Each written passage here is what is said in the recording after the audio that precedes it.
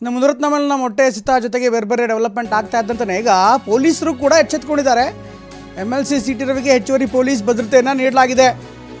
ಮುನಿರತ್ನಮಲ್ನ ಮೊಟ್ಟೆ ಪ್ರಕರಣ, CT ರವಿ ಮೇಲೆ ದಾಳಿ, ಈ ರೀತಿ ಆರೋಪಗಳೆಲ್ಲ ಏನಿತ್ತಲ್ಲ, ಈಗ MLC CT ರವಿಗೆ ಹೆಚ್ಚುವರಿ ಭದ್ರತೆಯನ್ನು ನೀಡಲಾಗಿದೆ. ಮುನಿರತ್ನಮಲ್ನ ಮೊಟ್ಟೆ ಎಸೆತ ಬೆನ್ನಲ್ಲೇ ಈಗ ಪೊಲೀಸರು ಅಲರ್ಟ್ ಆಗಿದ್ದಾರೆ.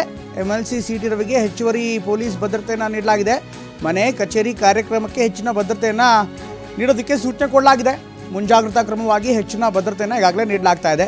ಅಫ್ಕೋರ್ಸ್ ನನಗೆ ಜೀವ ಭಯ ಇದೆ ಅಂತ ನೇರವಾಗಿ CT ರವಿ ಅವರು ಕೂಡ ಹೇಳಿದರು. ಇನ್ನು ಕೋರ್ಟ್ನಲ್ಲೂ ಕೂಡ ನ್ಯಾಯಾಧೀಶರ ಮುಂದೆ ನನಗೆ ಆತಂಕ ಇದೆ, ಜೀವ ಭಯ ಇತ್ತು ಅಂತ ಹೇಳಿದರು. ಈಗ ಮುನಿರತ್ನ ಅವ್ರ ಮೇಲೆ ಯಾವಾಗ ಮೊಟ್ಟೆ ಎಸೆತ ದಾಳಿ ನಡೀತೋ ಅದಾಗ್ತಾ ಇದ್ದಂತೆ ಪೊಲೀಸರು ಕೂಡ ಎಚ್ಚೆತ್ತುಕೊಂಡಿದ್ದಾರೆ. ಅವರ ನಿವಾಸಕ್ಕೆ, ಅವರ ಕಚೇರಿಗೆ ಅಥವಾ ಯಾವುದೇ ಕಾರ್ಯಕ್ರಮಕ್ಕೆ ಅವರು ಭೇಟಿ ಕೊಟ್ಟರು ಅಲ್ಲಿ ಹೆಚ್ಚಿನ ಭದ್ರತೆಯನ್ನು ನೀಡೋದಕ್ಕೆ ಈಗ ಪೊಲೀಸ್ ಇಲಾಖೆ ತೀರ್ಮಾನ ಮಾಡಿದೆ. ಒಂದು ಕಡೆಗೆ BJP ಇದೇ ವಿಚಾರವನ್ನು ಮುಂದಿಟ್ಕೊಂಡು ರಾಜ್ಯದಲ್ಲಿ ಕಾನೂನು ಸುವ್ಯವಸ್ಥೆ ಸರಿಯಾಗಿಲ್ಲ ಅನ್ನುವಂಥ ಆರೋಪವನ್ನು ಮಾಡ್ತಾ ಇದೆ. ಹೀಗಾಗಿ ಮುಂಜಾಗ್ರತಾ ಕ್ರಮವಾಗಿ ಈಗ CT ರವಿ ಅವರಿಗೆ ಹೆಚ್ಚಿನ ಭದ್ರತೆಯನ್ನು ನೀಡಲಾಗಿದೆ. ಪಕ್ಷದ ಪ್ರಮುಖರ ಜೊತೆನಲ್ಲಿ ಸಮಾಲೋಚನೆ ಮಾಡಿ ಮೊನ್ನೆನೇ ಹೇಳಿದ ರೀತಿಯಲ್ಲಿ ಕಾನೂನಾತ್ಮಕವಾಗಿರೋದು, ರಾಜಕೀಯವಾಗಿರೋದು ಇವೆಲ್ಲವನ್ನು ಚರ್ಚೆ ನಡೆಸ್ತೀವಿ.